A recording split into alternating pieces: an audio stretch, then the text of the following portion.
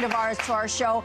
She has a movie on the Hallmark Channel called Lucky in Love. Please welcome back to our home icon, Deidre Hall. Hey! Icon for sure. Wow. I was looking over, and we're going to get to this in a minute, but I was looking at your book and it says, how does she do it? There's a lot of things you do, from the cards to the book to the amazing stuff that you knit, and then, of course, your career in front of the screen, or on the big screen, the small screen. How do you do it all? Well, you've seen my book, just kidding. Yeah.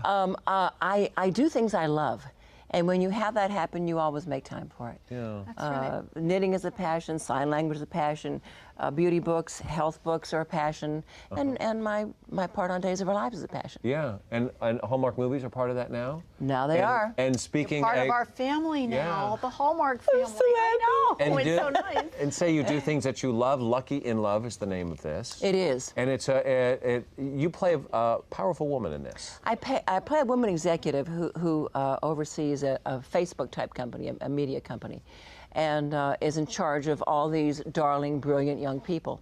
And in Hallmark style, you know, everybody's going down the road, something happens, there's a little bump, everybody kind of falls apart, and there are lots of lessons, and there's always a love story, and it's what I love about Hallmark. Yeah, and it all comes around, and it's good lessons to be learned, and at the end, there's always an ending that, you know, is plausible and you can live with, and it's a happy. It's always there you happy, go. happy, Yes. happy. But now that you're on the set with all these young people that are just starting out in the business, and you've been in this business quite. Sometimes you have a wealth of experience. Do you find yourself like mothering or giving them advice or trying to help them? Or making them a sandwich. Or making them sandwiches or knitting them stuff. Christian is job, make the sandwich. Yeah. You know what? I think that information like that trickles down from the top. So whether it was on the Hallmark movie or on Days of Our Lives, young people just pick up, this is how you behave on a set. Okay, you know, I got it. Yeah. Come prepared, yes, don't get in my light, got it. And then they grow up to be the parents, and then they teach the younger people. We're going to see a little bit of this we want to share with our audience. You want to set it up? This is a scene with one of my younger employees, and she has come up with a brilliant idea, and we're putting it into action.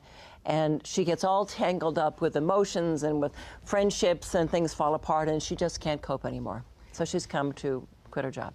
Oh, let's look. Oh, hi, come on in. I was just thinking Aaron, I'm here to tender my resignation. What are you talking about? With all due respect, you should have made Michael VP of Creative Development. I wasn't ready. My brilliant idea that crashed our front servers would have done the same thing to us. I can't seem to motivate my team, and we have 3 weeks and I have nothing for you. As far as your team goes, it takes time to learn how to lead. If you thought you'd come in here and do it perfectly, you were dreaming. I want to inspire my team the way you inspire me. But I don't even come close. Oh, honey, you will. In time. It's how we rise to a challenge that defines us. And this is a defining moment for you. So don't choose to crumble. And besides, I don't accept your resignation. Isn't that just yummy? Yeah, it's yummy. Right. Yummy's a good word for it. So, you know, if you look at, you know, Erin is this powerful woman, much like the COO of Facebook, which is Sheryl Sandberg. Do you, when you stepped into this character, did you sort of look around for people like that and go, you know what, I got a big responsibility to play this powerful woman in a business world? Do you look for cues from them? I'd like to say that I reach deep for that, but I'm afraid that's not so. It's my belief that women are so multifaceted, and, you know, if you go back to the caveman, the guy is out shooting the deer. The woman is home making the fire, feeding the babies, gathering the berries, cooking the meal, cleaning up the, you know, the cave, and the hut. And so we're on our hard drive is how to do a lot of things well. Plus, we just do happen to add fairness and heart and humor to it. Just saying. And you can't help. Just saying. Can't help that at all. So you give so much. This script, you auctioned off. Yes, Lucky in Love. Yeah. Yes, I had 3 scripts that I had worked from, and there they were in my room, and I thought, well, you know what, there's a good cause. So through the Deidre Hall fan page, I auctioned, DeidreHall.com, auctioned off the scripts for charity. And it's called Soldiers Cards. What exactly? Well, I call them that? soldier cards because one of my favorite charities is Wounded Warrior Project, and so and these are also cards that I've watercolored myself. I think we've talked about this before. And Deidre, those are beautiful. 100% of all the proceeds. But I'll let you read that because I don't have my glasses on. Okay, 100% of the proceeds of this card is being donated to the Wounded Warriors because, I'm sorry, I have trouble with that word, because they gave 100% to us, Wounded Warriors. Why does that organization mean this much to you? The surrogate mom that gave birth to my children had 3 children before mine were born, and they all went into the service, and one of them came back wounded. And I got a look at what he had to go through firsthand, which was the appalling way we handle our returning vets.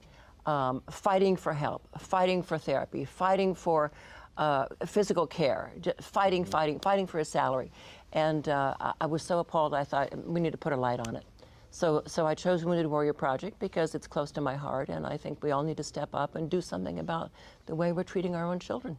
Well, I applaud that. Yes, and I also think, too, and I do this because I love photography and I try to give back as much as I can. I love that you took your art, something that was very personal to you, and you used that to bring awareness, relief, help to others that are in need, and you're doing it through something you love to do. And you can get the cards on DeidreHall.com.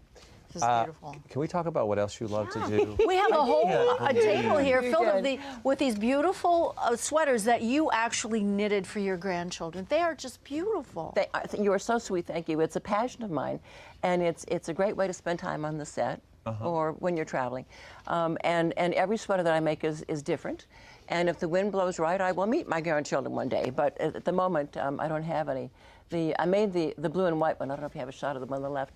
That has a little Eiffel Tower on it because my son David is in college in Paris. And I thought one day he's going to have children and he's going to say, you know what, when I was in school in Paris, my mother was making this for you. And that's a process called intarge, where you carry the yarn behind the sweater. And it's complicated. You have to do it sort of all in one sitting. How long have you been knitting and doing this? This is like big girl stuff. This is like... my mother was a knitter, so I've been doing it for years. And it's that tribal stuff. I go over to Jennifer Knits in Brentwood. We all sit around a big table, and what are you making? What are you making? Oh, I'll try that next. I like this yarn. So it's a communal experience, but it's nurturing and nourishing. They're just beautiful. Aren't they darling? They really are. And I want to just step up and read this tag because you wrote this and you put a tag inside. I don't know if Mikey, can you get a shot of this? It says, I loved you before I even knew you, Grandma Hall. Isn't that amazing? Oh, that's beautiful. I love that. I love it.